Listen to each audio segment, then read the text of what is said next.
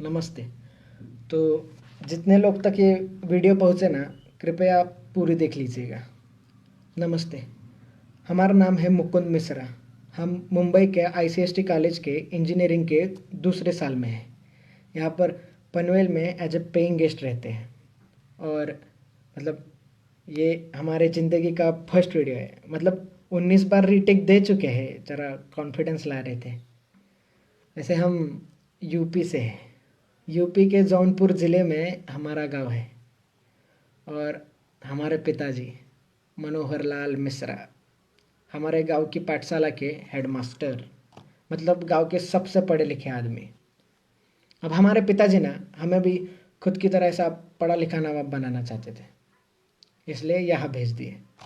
अब बचपन में ना हम फैन देखकर बोले थे कि बड़े होकर हम मशीन बनाएंगे। अब साला छोटे बच्चे को थोड़ी पता होता है कि उसको सिर्फ मशीन बनाने के लिए MIT, VIT, BITSAT, JEE Main, JEE Advance ये सब देना पड़ता है। अब छोटा बच्चा था, गलती से बोल दिया। अब उसी गलती की सज़ा हम रोज़ ही काट रहे हैं। उसके बाद ना हमारे पिताजी हमको रोज़ सुबह कहते, उठ जाओ हमारे मैकेनिकल इंजीनियर, हमें गांव का कल बदलना है। पूरे गांव में ढिंडोरा पिटवा दिए थे कि हमारा बच्चा इस गांव का फर्स्ट इंजीनियर बनेगा। अब साला इस मोड़ पे पहुंच गए थे ना कि हम मना भी नहीं कर सकते थे कि पिताजी हमको इंजीनियरिंग नहीं करना। मतलब पिताजी की इज्जत चली जाती थी। हमको हमको क्रिकेट बहुत अच्छा लगता था। कहीं और ज़्यादा अच्छा ना लगने लगे इसलिए छोड़ दिए। उसके बाद हमारे पिताजी हमसे कहे कि बेटा अगर ज़िंदगी में तरक्की करनी है ना तो ये गांव के दोस्तों के साथ घूमना फिरना ये बंद कर दो। तो हम बचपन के दोस्तों के साथ घूमना फिरना भी बंद कर दिए। हमको याद है हम 10वीं का पड़ाव बहुत ही ज़ोर से पार किए थे। मतलब पूरे ज़िले में 7वें आए थे हम। और इनाम के तौर पर हमें पिताजी ये सैमसंग का फ़ोन दे दिए। हमसे कहे कि बेटा जब मैकेनिकल इंजीनियर बनोगे तब टच स्क्रीन वाला दिलाएंगे। अब जब साला मैकेनिकल इंजीनियर बनेंगे तब इनसे थोड़ी ना मांगेंगे फ़ोन। हम बर्बाद ना हो इसलिए नहीं देते। और हमको इस चीज़ से दिक्कत भी नहीं थी। अब हमारी गांव की पाठशाला में एक ही कंप्यूटर है। उसमें हम पढ़ाई के बहाने FB अकाउंट बनाए थे, जिसको हम इस्तेमाल ही नहीं किए।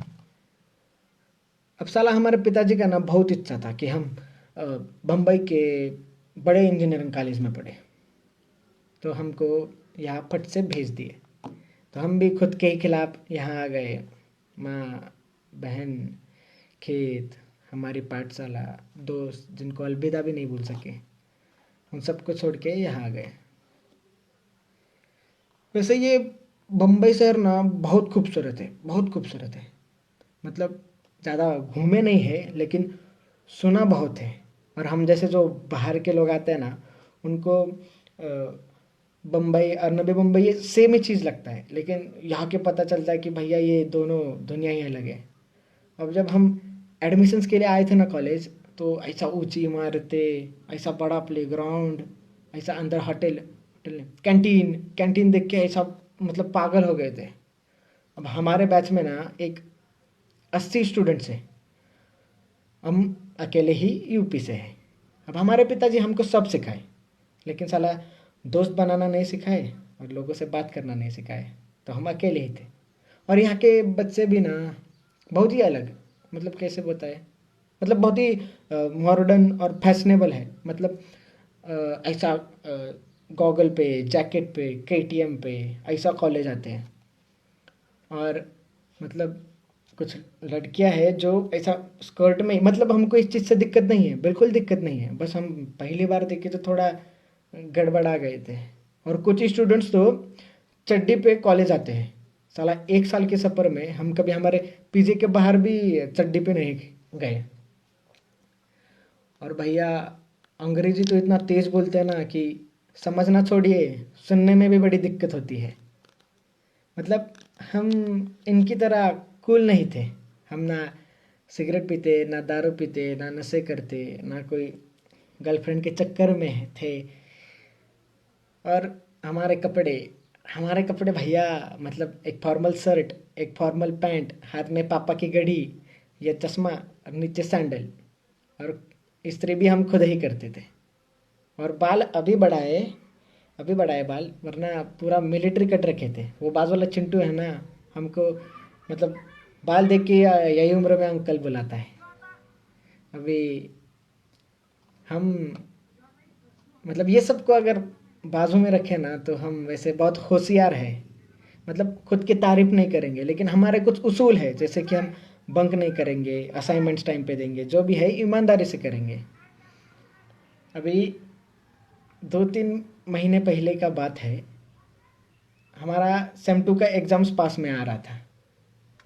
तो धीरे धीरे सब हमारे साथ ऐसा ही हाय बाय बोलने लगे, हमारे साथ बात करने लगे, हमारे मतलब फर्स्ट बेंच में बाजू में बैठने लगे।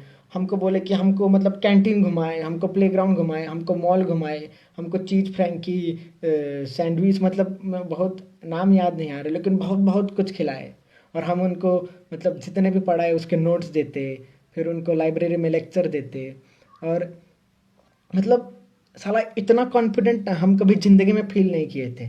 और हमको हमको ना मतलब लड़के लोग भी नंबर शेयर करने लगी, तो हम थोड़ा गड़बड़ा जाते थे उधर। मतलब अचानक इतना सारा आ गया ना कि हम पागल हो गए थे। मतलब बहुत ही खुश थे हम, मतलब हमारे ज़िंदगी का ना ये बेस्ट पीरियड कह सकते हैं। अभी हमारा ना ये वॉचमैन है ना जो नीचे, उनका यही फ़ोन पे हम वीडियो बना रहे हैं। तो उनका एंड्रॉयड फ़ोन है और उनको चलाने नहीं आता है, तो हम उन पे हमको दे देते हैं फ़ोन। तो उनके फ़ोन पे ऐप भी खोल के हम सबको फ्रेंड भी बना लिए। तो हमारा ना 2 पेपर अच्छे से हो गए, हम धम धम सबको पेपर दिखाए, सबको आंसर्स बताए। तो क्या हुआ ना कि ये कोरोना की वजह से जो बाकी का पेपर था वो कैंसिल हो गया। तो उसके बाद ना जैसा कोरोना हुआ, लॉकडाउन हुआ तो सब अपने अपने घर में। तो हमको सारा सबका टेक्स्ट आना बंद, ना हमको किसी का कॉल आता। अगर हम सामने से भी करें तो भी कोई उठाता नहीं या कोई रिस्पॉन्ड नहीं करता। हमको एक एक लड़की का मैसेज आया था कि thank you Mukund for your help, means a lot. तो हम कहे कि you are welcome, how are you. तो उसका भी रिप्लाई नहीं आया। हम सोचे कि हम ऐसा क्या कर दिए, कुछ गलत बोल दिए क्या किसी को। अभी तो हम सोचे कि साला हम कूल बनने के लिए ना फेसबुक पर मीम्स सबको शेयर करते हैं, तो सबका रिएक्शन तो आएगा। लेकिन उधर भी कोई किसी का रिएक्शन नहीं आया। मतलब हम बहुत कोशिश कर रहे थे बात करने का। हम मतलब अभी एक अकेला इंसान घर में पढ़ेगा भी कितना। हम ना गेम खेल सकते थे, ना पिक्चर देख सकते थे, ना किसी से मतलब घूमने के लिए बाहर जा सकते थे। हम हम बहुत सोने लगे थे, हम बहुत चिड़चिड़े हो गए थे, बीच में ही रोते थे, बीच में ही गुस्सा होते थे। हम ज़्यादा सोने लगे थे, मतलब हम हमारा काबू ही खुद से हट गया था। हम मतलब अभी देखिए ना, हम जो चीज़ ज़िंदगी में नहीं कहे वो पहली बार कर रहे हैं। जैसे कि हम पहली बार वीडियो बना रहे हैं। हम पिताजी को बोलने का भी कोशिश किए कि पिताजी हमको ठीक नहीं लग रहा है। हम मतलब थोड़े गुस्सा हो रहे, थोड़े ज़्यादा रो रहे, या हम बहुत अकेला महसूस कर रहे हैं। तो हमारे पिताजी हमसे कहे कि बेटा ये ज़िंदगी का मोड़ है, ये सबके साथ होता है। हमारे साथ हुआ, तुम्हारे दादाजी के साथ हुआ, ये आएगा और चला जाएगा। हमारे पिताजी समझने की कोशिश ही नहीं की कि हम क्या कहना चाह रहे थे। अब हम ना एंजाइटी और डिप्रेशन ये सब में विश्वास नहीं रखते थे।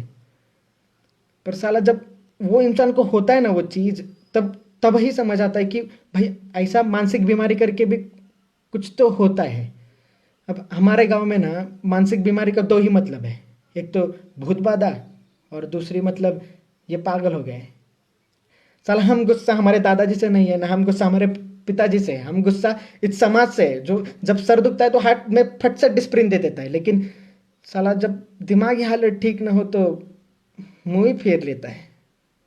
अब साला परसों का ये बात है, हम उसी उम्मीद में फ़ोन लिए थे कि हम देखने की फेसबुक पे हमको गलती से किसी का मैसेज आया रहेगा।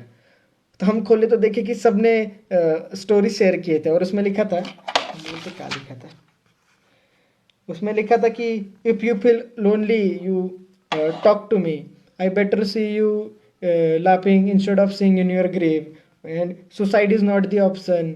अब हम क्या बोले बे? और कितना गिरोगे बे तुम लोग? गए 1 महीने से हम बात करने की कोशिश कर रहे हैं कि हमसे कोई बात करो, हमारा फोन उठाओ, हमसे हम तरस रहे थे कि हम हमारी सुनो मत, लेकिन हमसे बात तो करो, हमको तो जानो कि हमको क्या हो रहा है। साला एक फेमस इंसान अगर सुसाइड कर ले तो सबको इस चीज का फर्क पड़ता है, लेकिन आपको पता है क्या? साला हर 1 घंटे में एक स्टूडेंट भारत में आत्महत्या करता है, लेकिन तभी किसी को फर्क नहीं पड़ता, क्योंकि वो फेमस थोड़ी ना है। ये फर्क छोड़िए, ये ना, ये सोशल मीडिया को चलाने के लिए ये लोगों को कंटेंट मिल गया, और ये जो कंटेंट है ना, ये इंसान की जिंदगी से भी बहुत ही प्यारा है।